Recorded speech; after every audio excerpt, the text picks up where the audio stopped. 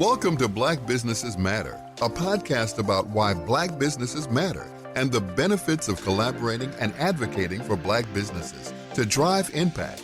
Each episode will cover legacy, hope, Black joy, funding sources, cultural shifts, equality, and so much more. We will provide inspiration and action while spreading some joy to a thriving community of Black business owners and leading thought leaders. I am Larvetta Lofton, your host and the founder of the L3 Agency. Known as the brand maven who transforms organizations with her storytelling prowess, meet Larvetta L. Lofton, host of Black Businesses Matter, a podcast about why Black businesses matter and the benefits of collaborating and advocating for Black businesses to drive impact. All right, guys, welcome back to another episode of Black Businesses Matter. I'm excited about our next guest. You all know we are talking about evolution. We're talking about, the changes that are happening in this world around entrepreneurship, like what's next, how people are pivoting, what do they see as what's next for them. And so I'm excited about our next guest. I've had the opportunity of meeting her. So the fact that I get to have her on the show, I'm super excited because I don't know that we've had to dig deep. She's just an extraordinaire. And every time I see her, she's moving things and fixing things and making sure that people are where they need to be at every point. When I say people, she has the entertainment on lockdown. Captivate Marketing Group is spearheaded by Yvonne McNair. She is a highly creative certified entertainment marketing professional and a two-time Emmy-nominated event producer. Make sure y'all get that right. Two times. With a proven track record in conceptualizing and orchestrating both small and large scale events, Yvonne excels in crafting impactful marketing campaigns and programs that drive business development and revenue growth. So welcome to the show, Yvonne. Thank you for having me. I'm excited.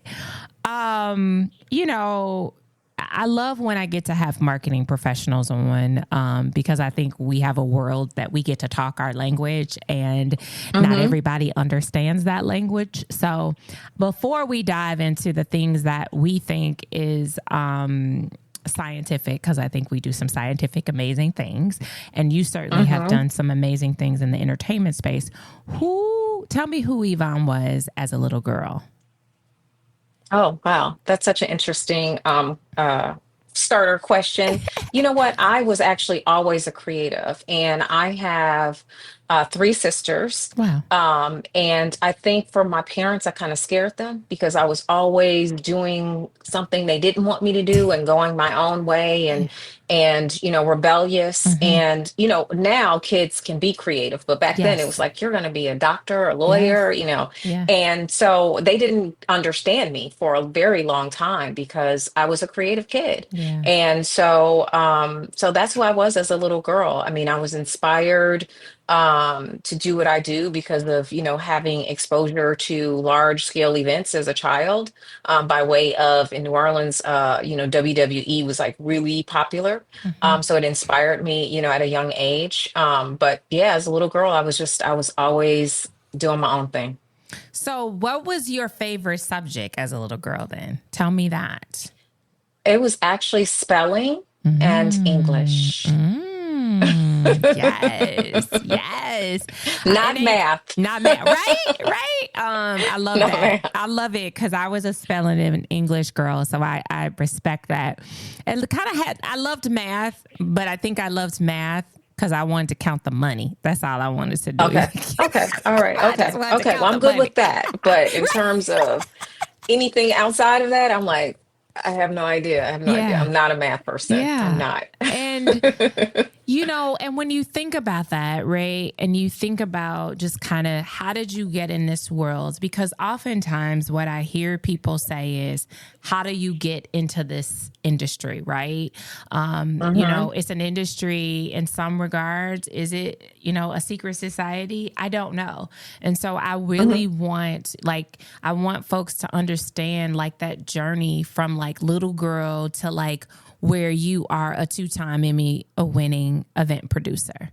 because a lot of times we hear that story, but we want to hear in the in between, like, how did you get there to be able to be this well-respected entertainment and marketing professional? Sure. As I said, I was really rebellious. So I did I not can't go see like the that. traditional path. Really? I Oh can't. God. I was like, if I got my mother on the phone, she'd be like, let me tell you, Lavetta. Like, let me tell you. Yeah, no, I was really rebellious. And, Wow. I got pregnant early. So I was pregnant as a teenager. Okay. And so, when you are pregnant young, everyone kind of writes you off. They don't think that you will graduate college. They think that you will have multiple kids.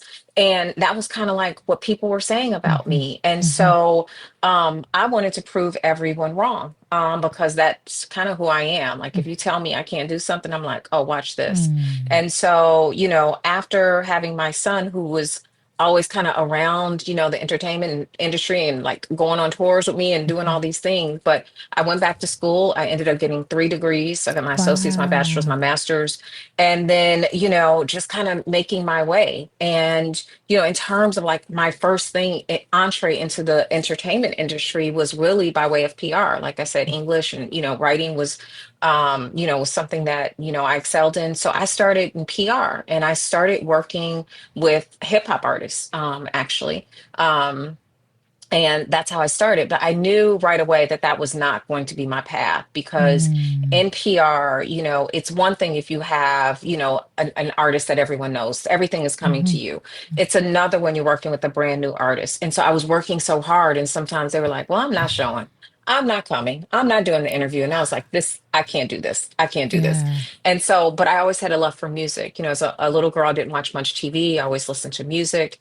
And so I started learning production and I started being everything for concerts, festivals. It was just like whatever I could possibly do to learn production. So my first, shows and productions were actually, concerts. And Mm-hmm. so, I was carrying towels, I was getting water, I was just moving my Mm-hmm. way up.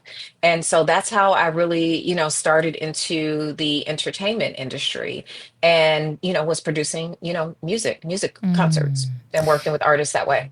Tell me, I'm glad that you talked about PR, and I want to just Hmm. talk a little bit about that because, and I started in PR and understanding the parts that I didn't particularly care for. Um, Hmm. it's similar in some ways, kind of what you shared. If you don't have that, well known artist, or brand, right, that they want to hear Hmm. from it. So knowing what we know today, what do you think, like, what from then to now, so we can tell our listeners what's different? Hmm. Like, In what's terms of different in terms of in PR. PR? Yeah. Well, I mean, when I started, there was no social media, obviously. Right. Yeah, so it was very different. I mean, I think that people can self-promote a lot through Mm-hmm. social media, and they are able to leverage social media. So, Mm-hmm. back then, it was like you got to really pick up the phone and pitch, and pitch people and pitch people and pitch people. So it's very different. I think it's easier now, where we had to be way more resourceful. When I first started, and I'm Mm-hmm. not going to date myself, but Mm-hmm. at that time, you really had to be resourceful to make those relationships, get those contacts, get placements. So Mm-hmm. now I think it's a lot easier because we live in a digital world now. Yeah. I'm glad you said it was easier because I feel like it's easier too. I do. And I don't, Yeah. it's no slight to folks who major in PR, but I do think it's easier Yeah. to your point, right? Because we would, you remember the days where you published, but you didn't see that thing for like, it could be another month or two and it come down via, what Absolute. was it called? Yep. What was that media service? The media service, and it will come through the ticker. You like, oh, we finally got it. Like it Yeah. was a Yep. thing. Like it Absolutely. was a ticker. Like nobody broke the news, but they did. It wasn't like you Yep. saw it Yep. before you saw it on fortune.com. You might have seen it online. Yep. Now you can see it online before it hits fortune.com. Absolutely. Yep. So Absolutely. I feel Hmm. like the internet does allow for there to be another way. So I agree with Yep. you on that. And so you quickly pivot into production as a female Hmm. in production. How did that feel? Well, it's hard, because I was a female, because I was working in hip hop. I'm not a big person, I'm No, I'm you're not small. at all. Not at tall people. So People just think so I'm y'all big though, know, actually. she. When they're like on Zoom and then they meet me in person, they're I like, know. oh, Because you do and look I'm only tall. 5'1". Yeah, I know, right? Zoom will make you look real tall. And then they're like, oh my Yes, it God. will. I know, right? So from a production So standpoint, starting, I was probably like 100 pounds and 5'1", so it was really hard. And so working in a male dominated industry, working in hip hop, I always had to have a hard exterior. Like, you don't want to mess with me, to really kind of mm, protect myself, mm, in the industry. And then also, when it is a male dominated industry, all women know, you have people who are very condescending and doubt you. And again, it is my spirit, like, never count me out, because I'm going to come back and I'm going to make it happen one way or another. So it was very challenging, coming up during that time. mm. Wow. And what was like in your career today and Hmm. and knowing who was the hardest, if you can tell, if you're able to share? And you don't have to share their name, but you could share what kind of Uh-huh. some as I call it, their avatar feel to it. Like you don't Um, have to say their okay, so name. you mean the hardest artist I've worked Yes. with? Yes. Um, hmm. I am going to say, it was Prince. Mm, And I know you said I don't have to name a name, but I've named it publicly. It was the hardest, but it also taught me so much, mm, in terms of you have to do whatever it takes at the drop of a dime, rock mm, star life basically. And so, it was the hardest, but I learned so much and I have such appreciation for that time in my career. mm. Isn't it something when it's the hardest is the greatest lesson for us all? Yes. You know, it's like I the know. hardest person or client that you have is the one you get the greatest appreciation for, which I think is Yeah. amazing. Um, Yeah. any moments in your career where you question if this is something you were supposed to do? Not if not, I've never questioned that I should be in production. But there are many times, I've questioned if I should be an entrepreneur, I know that's right. because entrepreneurship is not for the faint of heart. And, I've had some ups and downs, as an entrepreneur. And, I think you mentioned this earlier. A lot of times you see, everything that looks great, but, I had a really, is that ringing? Sorry. That's I okay. thought I turned that off. I had a really hard time just like 2 years ago. Mm, And, I failed horribly on a project that I was working on. And I had never failed like that. And I was kind of used to winning. And mm, so I took the failure really hard. I still haven't fully recovered from it. mm, And it was just a really hard time. And so, I was just like, what am I doing? Should I still be an entrepreneur? And then it'll like something will happen. I'll be like, yes, this is why I'm, mm-hmm, still an entrepreneur. But, you know, um, for entrepreneurs, it's just like you just got to keep going to get past mm-hmm, hurdles. And I think that, a lot of times people don't talk about the losses or the failures. But I like to talk about it because I do think that with social media, a lot of people, pretend to be, something they're not and pretend that everything is always great, but it's not always great. it's Sometimes it's not. difficult. Yeah. Sometimes it's really, really hard. And Mm-hmm, so, so yeah, but I've never questioned what I'm doing from, a career standpoint. Just, do I want to stay an entrepreneur? Like, mm-hmm, should I keep fighting this mm-hmm, battle? So mm-hmm. yeah. I receive that. I Hmm. receive that. And I also want to know, so when we say you speak from small to large scale, and I Hmm. realized that small, I was talking to someone and I thought small was this number and they were like, no, that's still large. And I'm like, oh my gosh. So I said to even today, I was like, I want to ask you, what's a small Hmm. scale event? And then A what's a small, large scale event? yeah, a small scale event is probably like 1,500 people. That's small scale for me. And then, Okay. large scale, I mean, I've done shows where it's, 70, 80,000 people in it. Very rarely will I do something.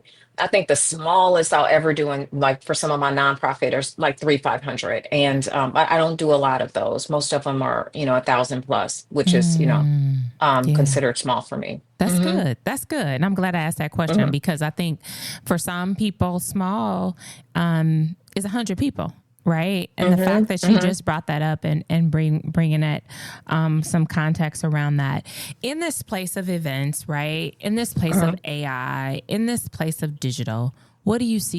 What do you see is the change from where we were, right? For you as a professional in this production, we know that social media is there, but what do you see as our should be for forward thinking? What should we start paying attention to now?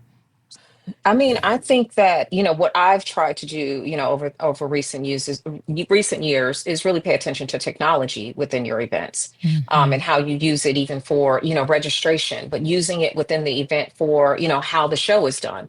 There are a lot of great, I don't know the last concert you've seen, but the productions have really elevated, No, they have. That's a in an fact. amazing way. So for me and someone who is, in the field that I am, it's really paying attention and making sure you stay in touch with what's coming next from a Mm-hmm. technology standpoint. So I am, one of my good friends, she's always calling me a nerd because I will keep going to classes. I'm always reading. I listen to, people who are doing, the types of projects that I want to do to understand what they're doing. So I'm like a student of events, to be honest, but really paying attention to technology because it's just going to get greater and greater in terms of what people can do, within their productions. I'm glad you mentioned that because I totally agree. I think, what was that? I was just at my last concert was Chris Brown. That was it for the year. Oh, I went to that. Yes, great. And so one of the things that Chris Brown did that, and a lot of people are doing, right? They're giving you, right, video in addition to like the show. So they're like Hmm. feeding all of your senses where Absolutely. where you're leaving like, oh my gosh, I saw him as a child. Then I saw him like, so it's like, it's very immersive, right? Absolutely. From that. So I'm glad to see that. So I agree with you, technology. And you think about 20 years ago, oh, wow. When I saw Prince, which I missed at Essence, that wasn't the case, right? That was Hmm. very Hmm. different, right? And so knowing that and understanding that I think is so important. So do you believe that when we think about the next generation, right? I always talk to them as like, there's some roles that we didn't have or jobs we didn't have 10 years ago, right? Like there's a whole Absolutely. new job. I was talking to somebody and it was a job and I was like, that wasn't a job 20 years ago. Like that's a real Right. job. Do we believe that the events world is a job that's here to stay? I do. I do believe it's a job that is here to stay. I mean, you see, universities that have events programs now where, when I didn't know I could be me, to be quite honest, because I never saw me. Yeah. And I never thought about it. A lot of times when you go to, an event, you don't even think about how it came together. You're Mm-hmm. just thinking like, did I have a good time? And Mm-hmm. so I never thought about that for me as I was Mm-hmm. growing up, Mm-hmm. so I think events is definitely here to stay. It's a multi-billion-dollar industry. I think there is, so much opportunity, especially with brands, wanting to really target a larger audience because, it makes much more sense than, targeting a smaller audience with those dollars. So Mm-hmm. I definitely think it's here to stay. That's good. That's good to hear from you from there. Is there somebody like from a production standpoint that is like your dream client that you would love to work with? It's you have really great questions. Let me just say this because every year I kind of make a list of, like artists that I want to work Mm-hmm. with. Mm-hmm. And obviously, Beyonce would be Yeah. one. And Yeah. even like a Taylor Swift, to be quite honest. I love that. Just because they have big budget productions. Yeah. And so I would love to, play and work on some of their, Mm-hmm. concerts and shows and stuff like that.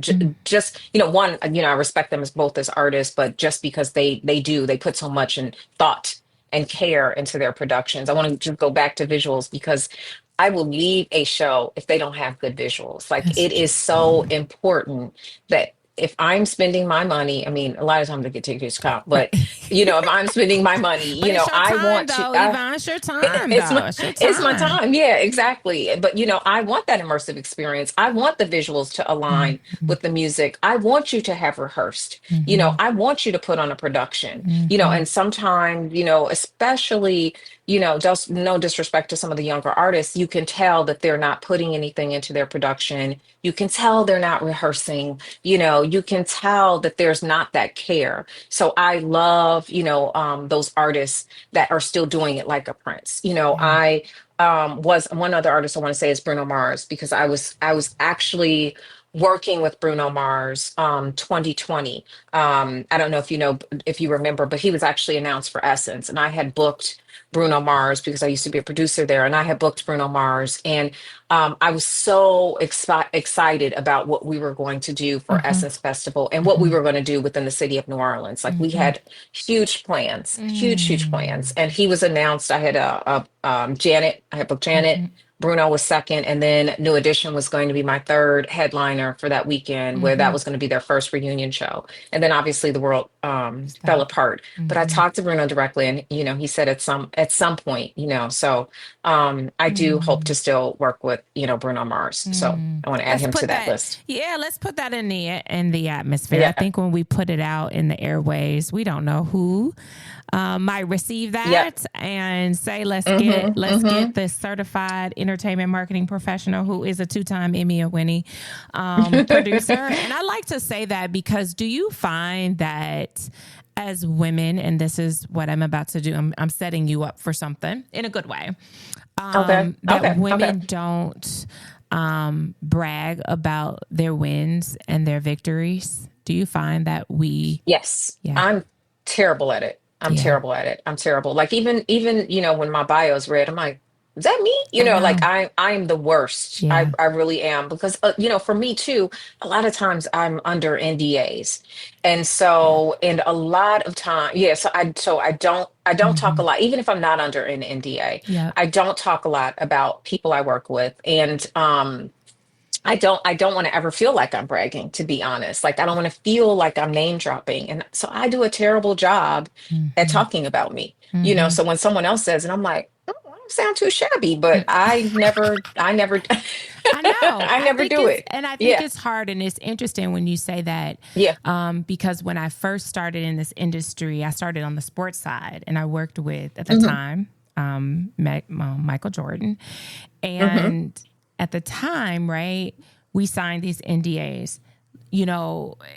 And it wasn't in me to be able to share. Like it was just, it is what, like this was my job. Like it wasn't Yep. like you work for it was like, this is your job. So knowing that Hmm. that's your Hmm. job, you're following suit as if you were protecting assets at a Wrigley, right? It's the same Yep. thing. Yep. I'm not going to go and Hmm. share his business. And I think in some regards, when I thought about entertainment, you worked with all these people, but you could never, to your point, share that you work. You could share that you work with them, but you can't really share some of their Yeah. intellectuals, And Hmm. so Hmm. I think that it comes from that too. So this moment, Yeah.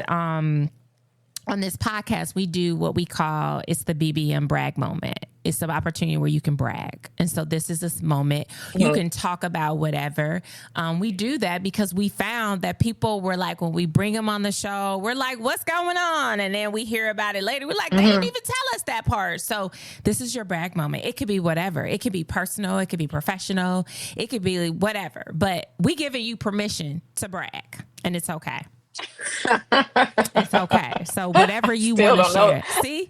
See, and that's what we found. We like, Yeah. oh my, and then we come out later and it's like, oh, did you know that she's on that show? And we like, yeah, they didn't tell us that was the brag. And we call that, this is our brag moment. But if it comes to you before we get off, you definitely Uh-huh. need to drop it, because we want to be able to be in a space where we can share these bragging moments that literally isn't necessarily in our world is bragging, but really it's your pay, it's your dividends, right? You pay. I mean, you paid. You paid to be in this industry, and so Right. the fact that that you are a 2-time Emmy, Emmy nominated event producer. People need to hear that. People need to know that you worked hard to get there, so that the next generation can know, like, what do you need to do, right? It's character is one of them, right? And having that track record. So that's important. So the other part that we have to ask too is why, because you work with artists, right? And artists are also entrepreneurs, right? They run their own business as their brand. Why do Black businesses matter, especially when we're talking about artists, some of the Black artists that you have worked with? So why do they matter? I mean, I think they matter because we give jobs and opportunities to people sometimes that may not have an opportunity. I think that's critically important. And, within the entertainment industry, you do see that a lot, where you're like, oh, it's, their best friend who's running this or their cousin or whatever. Because a lot of times they would never get that, they would never enter the Mm, entertainment industry because they wouldn't have an opportunity. So I think that Black businesses provide a lot of opportunities to other Black people, and that's why they really matter. I think it's also important to note for Black businesses is that we do have to learn how to run our businesses though, true. and that's so critically important because I'm 16 years in business, and for I think a lot of the years I was like building the plane, as I was flying, and and that's why I started going back and taking courses, and I went through the Goldman Sachs program, like I Mm, did all of these additional programs to make sure that I could run my business like a business. So I mean, so I think that that's key as well, for us to make a difference, is to make sure that we really learn how to run our business so we can continue to provide opportunity. You're listening to Black Businesses Matter, and we will continue our conversation in a second. But first, take a listen to this special message for our BBM fam. We know how important it is to stay connected, so why not join our BBM Fam Club for special announcements and exclusive offers by texting BBM FAM to 312-300-1300. That's BBM FAM to 312-300-1300 today. Now let's get back to Black Businesses Matter. That's good, Yvonne. And I think it's important that you said that because that was part of the reason why I started this podcast. We don't understand that we're the largest employers of Black people. And that's the part that people don't understand. If you take us as a unit, we're hiring the best. You know what I mean? Like, I mean, if you take us one unit, all of us together, we are probably the largest employers, period. Period. Absolutely. And I don't think that's the story that's being told. Whether and good money to buy houses, cars, you name it, right? Building family, building wealth. And I don't think that story is ever told. So to your point, that best friend, literally has a stable income, right? That they actually can go out and live and build a family and build it. And we're seeing that. In fact, Eva, I was actually listening to, you might have seen this. BB Winan just launched a Christmas movie, and he also created he invented a product. But the story that I was seeing, it was that he was sharing like all of them work, like they're singers, artists, but they put them all to work, and so they never really had to go and have a job. Like everybody worked for the family business of artistry, right? Of music, of gospel music. And I was like, that's dope. Like literally, super dope. Ain't that dope? I was like, It's so dope. It's I was like, yeah. Well, you know what? I was thinking about that recently with the Wayans family. yeah, that's another one. Yeah. Because again, like that, it's like, they're all working. They're all working, right? they're all working. Yeah, they're all working and successful. So yes, I think that's so important. I mean, and the know that, I mean, we know this when we think about, right, the Hiltons and, the others out there, that they all working, right? So why can't they're we all working.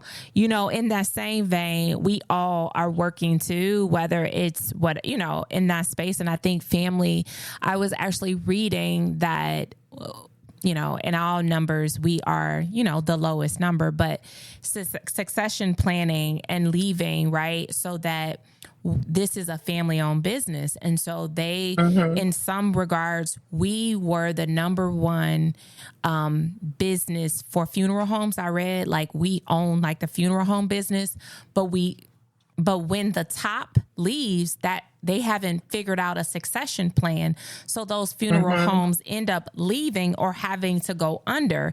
And so I don't think we understand that, obviously there are other businesses and services, but understanding that what's that next generation of that niece or that nephew, or, if the son or daughter is no son or daughter or whatever, but there's a niece, there's a cousin that could step up. There's an uncle, there's an aunt, there are places that we don't understand. But, I don't know if you grew up with this, but, did you remember you don't hire your family? I wonder, because I worked for a lot of Black companies growing up. So I knew Black businesses very early on, and they all worked in the business. The son, the stepdaughter, everybody. But did you grow up with that? Like, you don't hire your family members?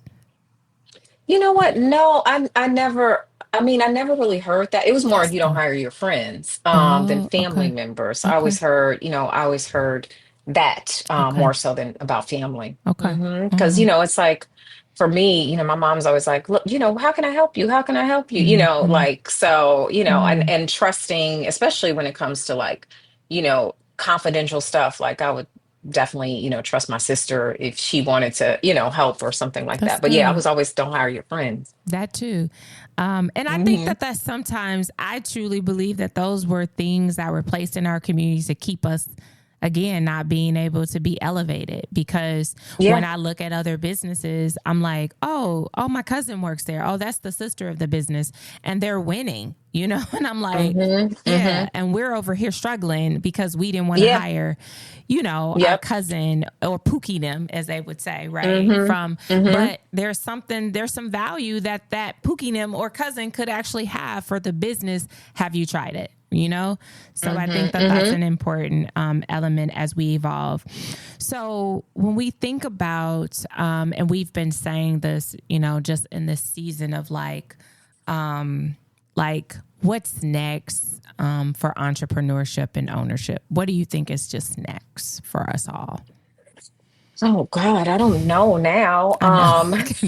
I think times are a little scary. The one thing I'll say, because I felt that this year, and I was hearing this from a lot of people, where, things were kind of at a standstill, I think, because of the election.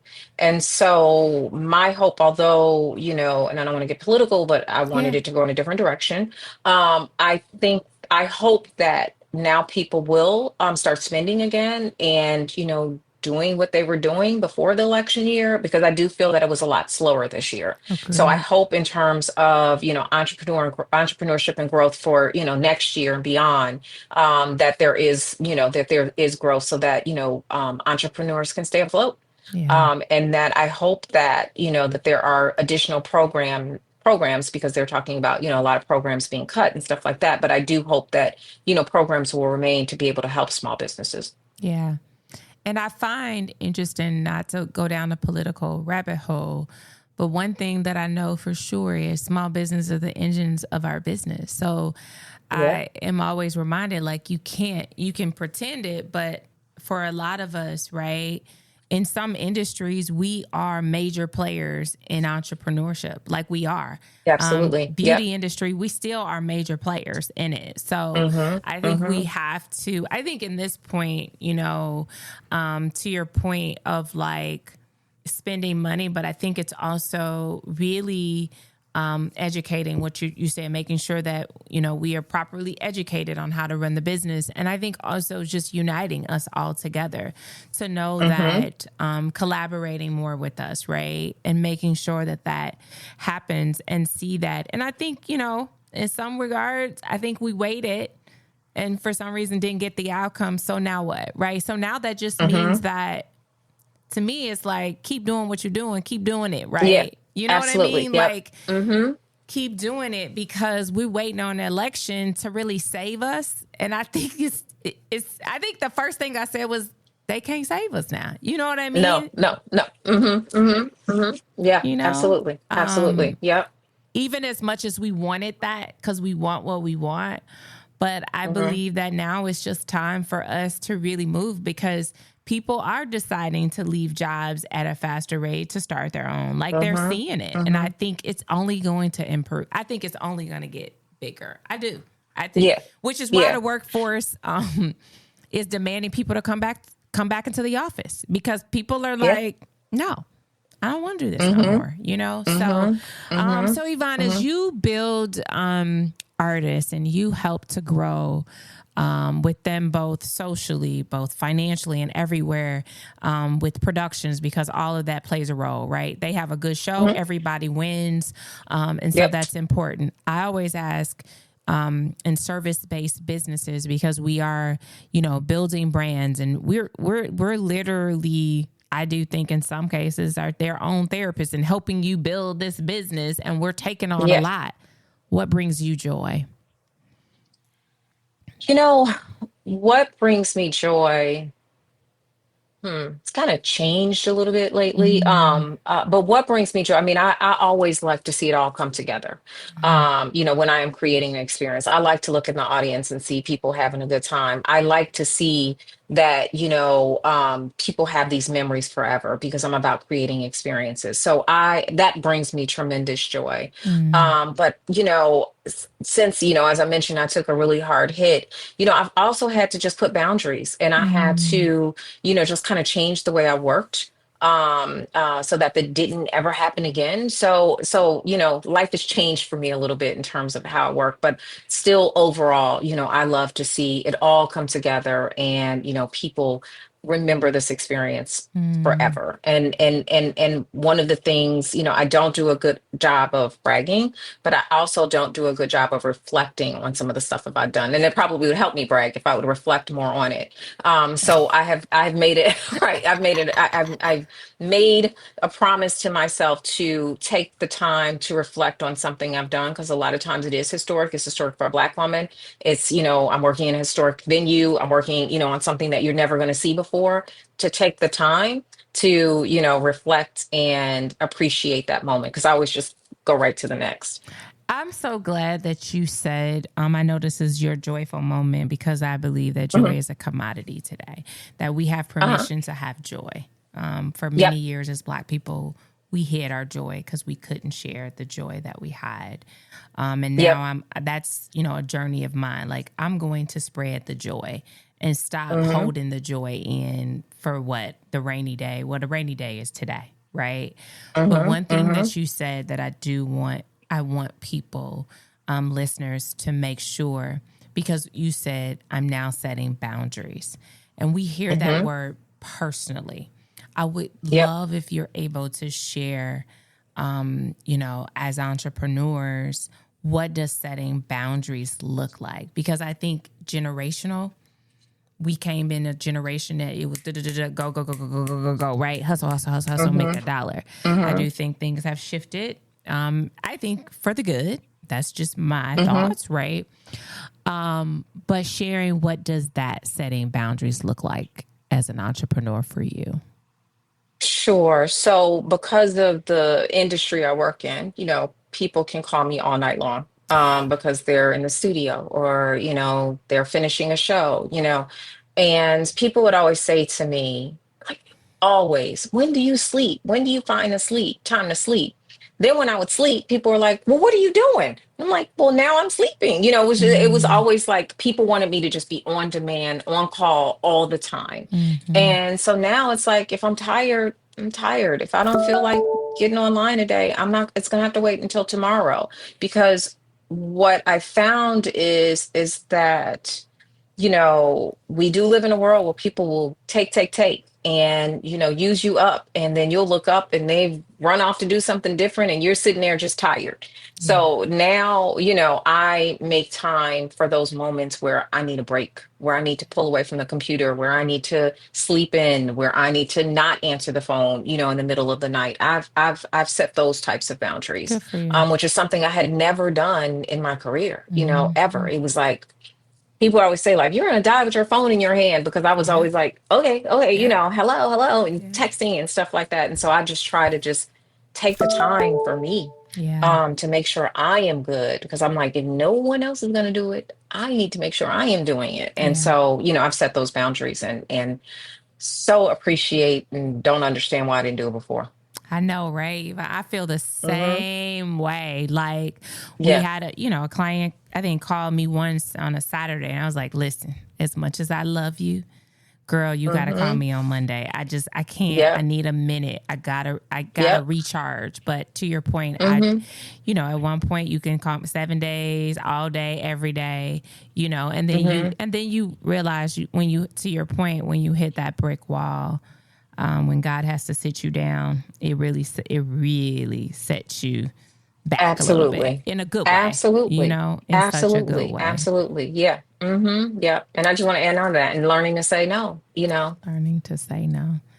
I Yeah. love you. Thank you. I appreciate you. What's next? Anything you want? I know we didn't bring about a brag moment, but I gotta come back there and ask you, is anything on the horizon that we need to look out for? Well, you know what? Yes. Okay. I will say Yes. that, I'm working on some film projects Okay. Oh, and that are in development and being pitched to be yes. sold. So hopefully that Yes. is next, and that's what you're going to see, next year. I'm super excited. I've produced a few documentaries already, and I really Okay. wanted to expand into not just live events, but also film and TV. So hopefully, Mm. that's what you'll see next. I mean, I can't obviously, say anything Yeah. yet, but Yeah. it's in the works. And I so love it. I'm super excited about that. Yeah. And I'm excited for you for that. I love the pivot of into that and, still in the space of making an impact, telling the Hmm. stories, employing Black people, like it's all the same. And so I'm excited Yeah. for you and I am cheering for you. This has been such a joy.